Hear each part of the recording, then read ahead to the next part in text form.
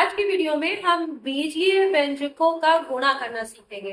तो सबसे पहले हम लेंगे एक पदीय व्यंजक और उसके बाद हम लेंगे द्विपदीय व्यंजक और उनका गुणा करेंगे। तो चलिए इसको बहुत आसान तरीके से करना सीखते हैं।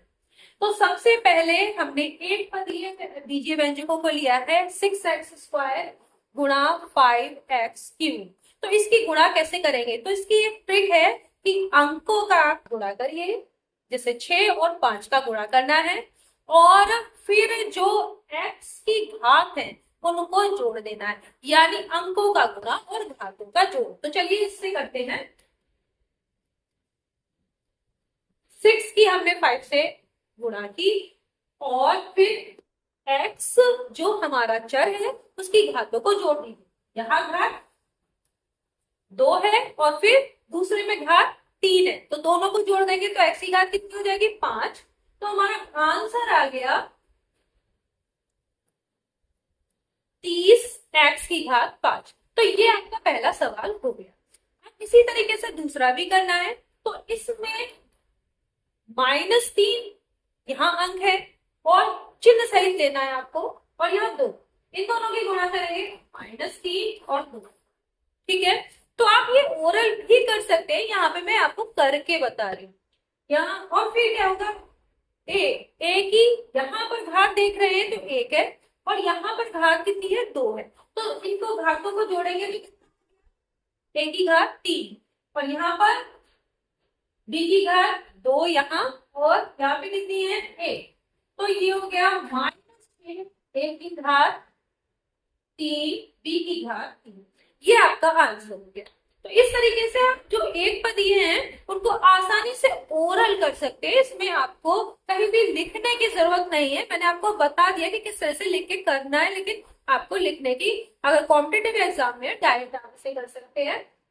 हम थर्ड क्वेश्चन पे आते हैं। थर्ड क्वेश्चन में आपको दिया हुआ है द्विपदीय व्यंजक, यानी जिसमें 2 पद है।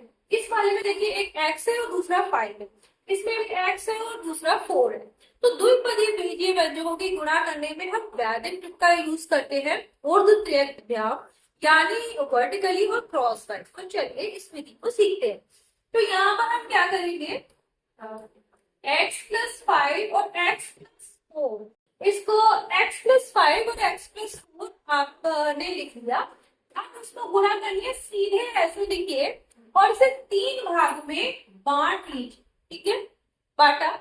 पहले भाग में क्या होगा? इनकी सीधी गुणा कर दीजिए, x की x से गुणा, और इधर वाले में भी देखिए ये दोनों सीधी गुणा कर रही है, x की x से गुणा करके x गुणा x। ये आपको ऐसे नहीं लिखना, x की x से गुणा x² होती है, आप डायरेक्ट कर सकते हैं। तो ये हो गई x²।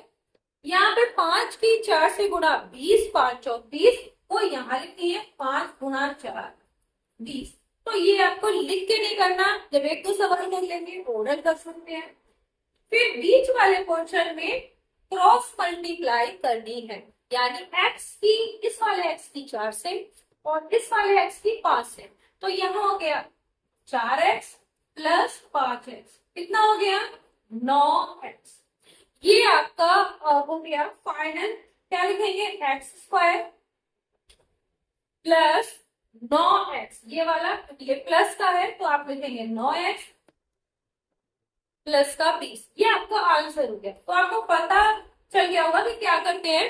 पहले वाले में जो है आप इधर जो भी है आपका बाएं तरफ उनकी सीधी गुणा करते हैं, दान सबसे जो लास्ट वाले दोनों हैं उनकी भी आप सीधी गुणा करेंगे। बीच वाले में आप क्या करेंगे कि जो है क्रॉस वाइज गुणा करेंगे और जोड़ देंगे। तो ये आपका था। आप एक और सवाल इस पे कर लेते हैं ताकि आपकी समझ पक्की हो जाए। अब ये 14 क्वेश्चन करते हैं और इसमें भी आप इसी को इस तरह से लिख लेंगे। 2x+3 को हमने ऐसे लिख लिया और 4x+5 को भी इसके नीचे लिख लिया, गुणा आपको करना। अब आपको करना क्या है? इसे फिर से 3 भागों में बांटना है। बांट लिया। अब आपको क्या करना है? बाएं तरफ वालों की वर्टिकली गुणा करनी है, यानी सीधा सीधा। 2x की 4x से गुणा करेंगे तो क्या होगा? 2 की 4 से करेंगे तो 8 आ जाएगा और x की x से x²। तो ये हो गया 8x²।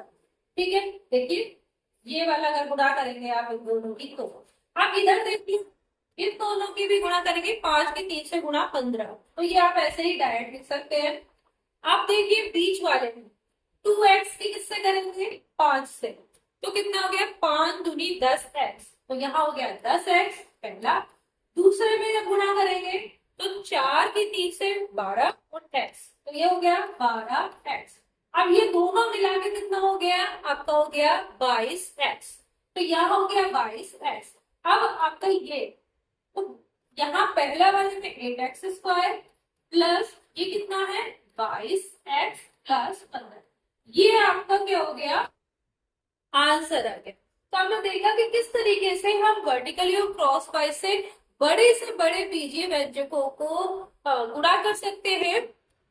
नेक्स्ट वीडियो में हम त्रिपदीय बीजीय व्यंजक यानी जिसमें 3 पद हो और उसकी भी अगर त्रिपदीय बीजीय व्यंजक या द्विपदीय बीजीय व्यंजक से गुणा करनी है, उसको भी करना सीखेंगे। तब तक के लिए धन्यवाद।